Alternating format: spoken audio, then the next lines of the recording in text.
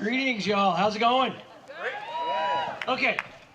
When I was in vet school, my anesthesiology professor said the mind can absorb what the seat can endure. Everybody stand up. Stand up.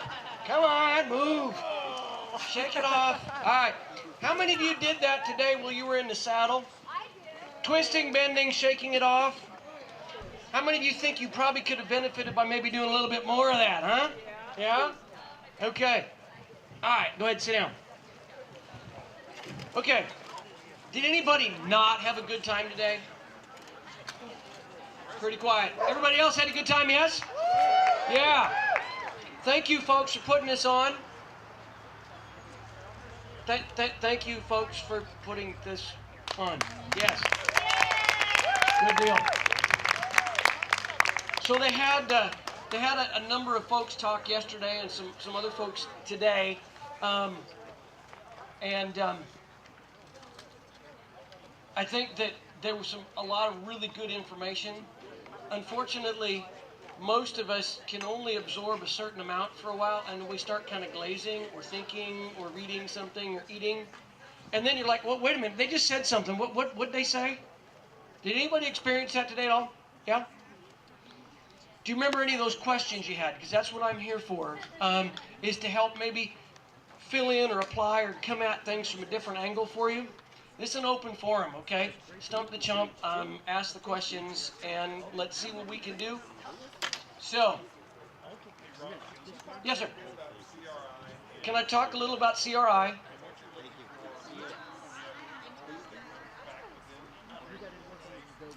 Right. Okay. The question was to talk a little bit about the CRI and what we're looking for, and maybe interpret some of the information that, from a vet's perspective, that we can gain from that. Okay. How many of you are very familiar with the CRI? How many of you still have some questions like, why do they do this twice? Okay. Have you ever had the experience of running, maybe when we were kids in the elementary school and they said, you got to go out and run the laps or whatever. Or maybe you've done a lot of aerobic type exercise, running marathon, centuries, what have you. All of us have had the experience physically of running to the point where we are a little bit on the tired side. And then they say, go do it again. And when you go again, immediately your heart rate shoots right back up again. Have you experienced that before? Same thing happens with horses when they're out on the trail and they're going. Their heart rate will go up for a period of time and it'll hold there. Maybe go up a little higher when you're going faster, going up a hill, when you're coming down a hill or cooling down, what have you. It's beginning to drop. When you arrive at a vet check, we have set parameters that we recognize that the vast majority of horses are going to be safe if they're within those parameters and maybe unsafe if they're over. And just like Kurt Adkins was talking about with that bell-shaped curve, there are some that are on the outside edges of that, okay? And so you can have a horse that comes in and maybe its normal pulse when it's resting is around 32. And it comes into the vet check and it pulses down most rides to about 40, 48. We set the criteria at 60. That horse comes in at 56. The rider might not recognize that for that horse that's high. There's an issue. How do we identify that horse that meets the criteria but maybe isn't as healthy or as adapted for the work that we want to do? What we do is we take a pulse and then have the horse jog out 125 feet or so and back, and a minute from when the horse leaves, we take a second pulse. And the reason we do it from the time the horse leaves is that some horses will race out to the end or race back. Well, if the faster you're going, the more your pulse is going to jump, but they have more time to recover. The horse that jogs out kind of slow, kind of back, has less time to recover. So what we're looking at is a normal horse which is well conditioned and has been ridden within the ability that it has to do this particular sport will normally come back to their same pulse before. If we see an elevation in that pulse, it's typically due to one of two factors. Number one, the horse is just not able to move nutrients the way it needs to the tissues, and so the heart has to beat harder to get the job done. because they're running and maybe it's oxygen dead, maybe they've got an electrolyte issue, maybe they're just running on muscle energy store depletion. The second reason that that pulse can jump up is if there's some discomfort. A horse maybe has a tendon that's beginning to get a little strain in it. It's beginning to try to tie up. Maybe it's got some stone bruises. It hurts. And horses that are in pain will have an elevated heart rate as well. Sometimes that's the only clue as a vet that there's something that's just not quite right. Now, we've pretty much decided as a vet community that we're not going to pull a horse because they have a rise in their CRI. However, that may cause us to take a look at that horse and ask, what's going on? We might ask you as a rider, hey, what's going on? How come, we might look back on the card and see, okay, well, every other one of these, we've been 48, 48, 48. Now we're at 60 and we bounced to 68. Okay, what's going on with this particular horse at this particular point in time? If I have just a couple of, beats higher, maybe we're at 56 and we go to 60, I'm not as concerned about that as I am a horse that jumps, 8 beats or 10 beats, 12 beats. That's telling me something's brewing, and many times I'll hold the card and send the horse out. Okay, go eat, drink, and be merry for a little while. Come back and see me in half an hour. Tell me, how's that horse eating? How's that horse drinking? What's its attitude like? What's our CRI recovered to? And if the horse recovers real well and comes back, maybe it was 56, 72. Wow, that's not happy. Go back. The horse comes back, sees me again, and it's 48, 48. That tells me that rider was most likely pushing that horse a little bit outside of the envelope that was healthy for that day, for that horse on that ride. And I have certainly had my share of marathons I've gone out to run, and I'm running half my normal speed and I'm dying.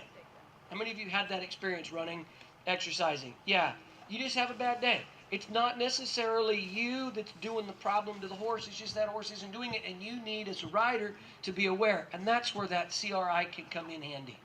Okay? Does that answer the question for you? Great. Okay. Yes, sir.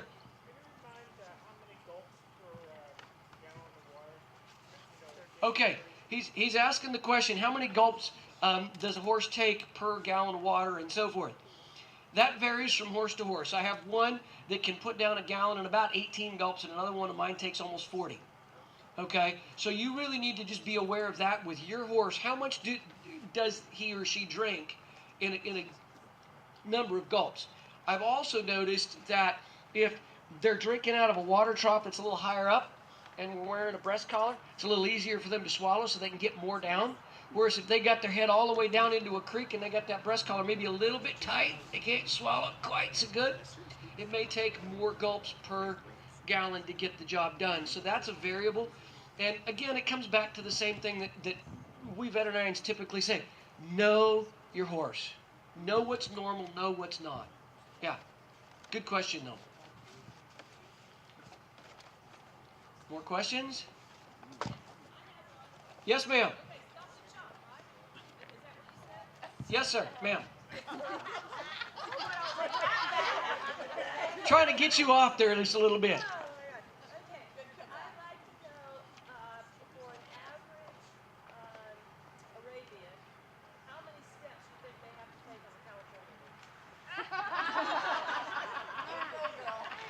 The question was, the average Arabian, how many steps do they have to take on that California loop?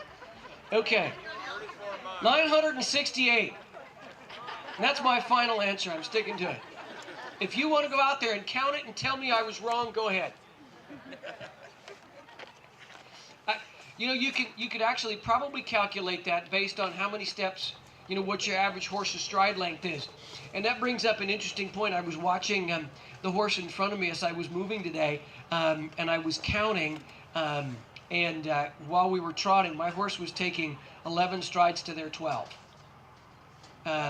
And so he's got a longer stride. So right there, that's a 10% or almost fudge factor in that. So there you go.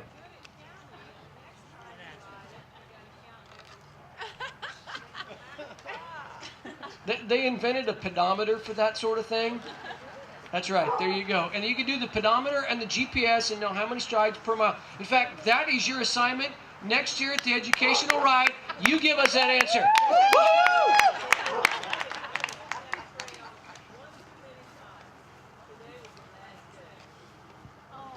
I honestly thought Rob was going to say that when he's riding a gray horse, it's got half the steps of his little bay horse. Well, that's about true. That's about true. Okay. So, Yes, ma'am.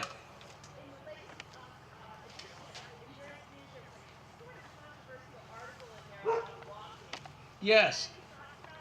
Okay, she's asking about the article that was in Endurance News here, talking about walking versus trotting versus loping.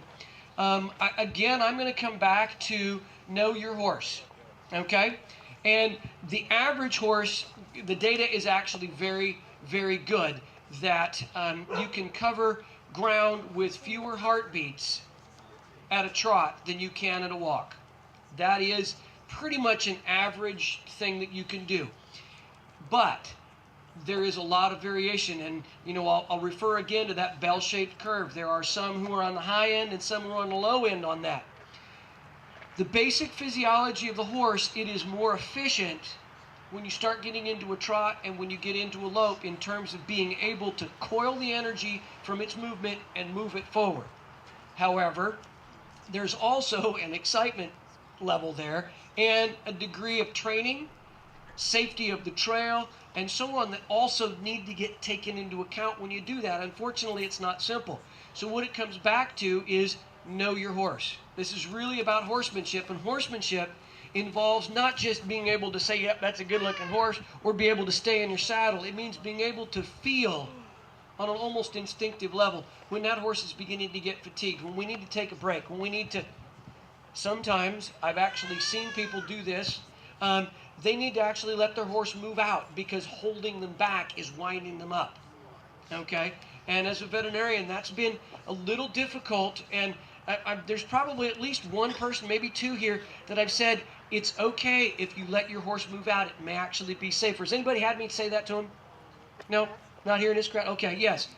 Because, and it brings up a valid point there that sometimes asking the horse to slow down means it has to work harder to get the same distance done.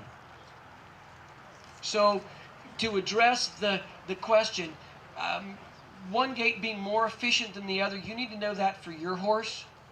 But as a rule of thumb, that's true. And that actually ties in fairly well with the whole idea of being efficient with your horse, efficient in a vet check, efficient with its movements. Yeah.